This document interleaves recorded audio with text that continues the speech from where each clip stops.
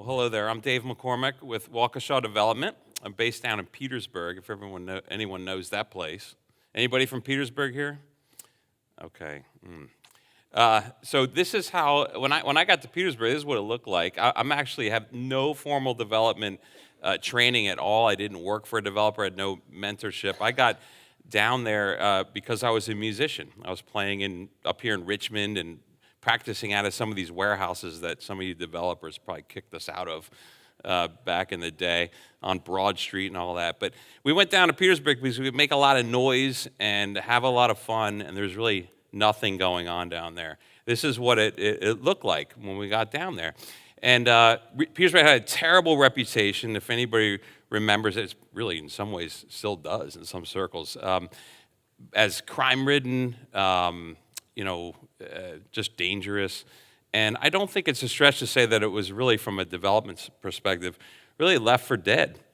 To me, though, it was almost like we were at college during the summertime.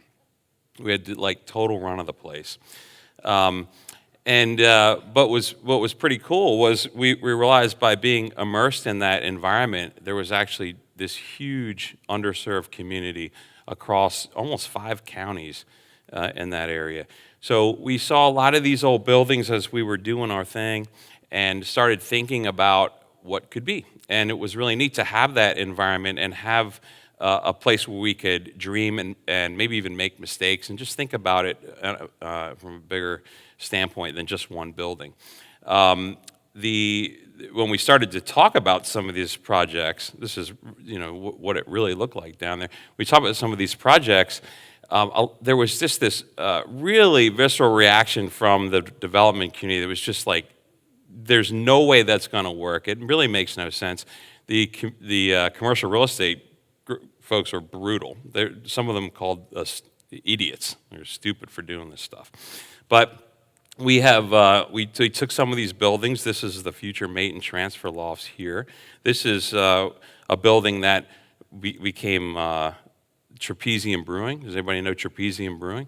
That's our brewery. We also did a couple other businesses. We ended up spending, that's what it looks like now, we ended up spending $60 million in this town. We ended up employing over 100 people. There's 13 businesses we brought to this neighborhood of about 8 blocks. And what was fascinating to me at the end of the day was we actually wound up with today about $10 million a year in gross receipts in this 8-block area when the entire industry told us it was a bad idea. I just found that really fascinating. And that's actually happening all across the state in all these small communities. And I'm not talking about places like Richmond or Norfolk or Roanoke, really thinking about places like Martinsville, thinking about places like Danville, which is now getting some exciting things happening there. But this is happening all across the country. Folks in other states are seeing this, I'm sure, in a lot of small towns. And the problem is conventional wisdom is really killing a lot of opportunities, and I think a lot of our focus on data-driven results is also a big problem. There's no comps in these areas to tell appraisers what to do.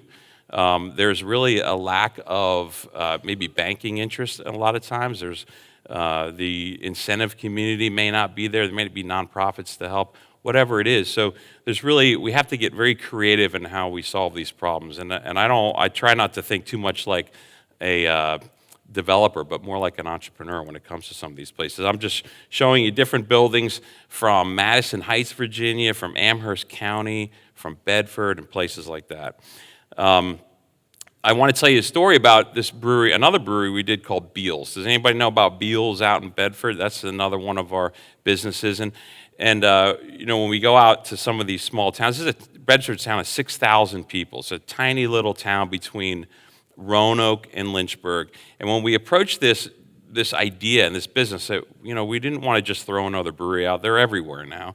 But that doesn't mean they're going to work. When it's such a tiny place, we try to really think about what the assets really are. And I don't mean the building or the money. What I'm really talking about is the people maybe proximity. I'm thinking about talent, who's the talented people out there. But we're also start thinking about how to partner with the municipality, how to bring them into a deal and make them a partner in it, how to get the incentive and grant-making community in there, some nonprofits, and start creating sometimes some pretty Byzantine legal structures just to create the conduit for money and to create a capital stack to work. Out here, we started thinking about proximity, and if we could turn the brewery concept on its head and make a relatively cheap brewery that distributed instead of trying to focus on just making money off a group of 6,000 people out there. And we now are, I would say, local to Roanoke and Lynchburg. We have a big distribution footprint that's running from Abington all the way to Virginia Beach,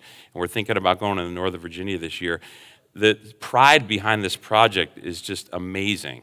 And we're really taking that place by storm. In 2020, I expect the business to start having grocery seats up near maybe $2 million a year. And I also am seeing now that we're really a destination spot. We have really good barbecue, if anyone wants to go out there and check it out, for a lot of people from that entire area, not just from town. So what's really cool about Bedford now is it's been so successful. This is the brewery. We start thinking about other projects. We've done a multifamily project there. The demand has been incredible. The occupancy is consistently at 100% with a waiting list. We're thinking about a boutique hotel, more apartments, partnering with the Department of Recreation to do repurpose a gym back here. We will have developed 200,000 square feet and invested about $20 million in that little town of Bedford at the end of next year. And on the face of it, it just made no sense. But here we are doing that. This is a part of that school. In June of last year, we had a really amazing thing happen. And we sold one of these buildings that I showed earlier for $22 million to an institutional investor down there in Petersburg. I never thought that was going to happen when I first got there, but it really was a huge deal to have that kind of investment suddenly recognize Petersburg as an important place to invest. A really cool waypoint for us as developers and really put Petersburg on the map. What's interesting to me, though, is we also this year celebrated 10 years of our coffee shop down there, which is a tiny project in relative to Maton. But if anybody knows Demolition Coffee down there on East Bank Street, that's become a real hub of the community. The funny part about it is when you think about this idea of location, it's a terrible location. It makes no sense. It's on East Bank Street. The foot traffic when we started was horrible.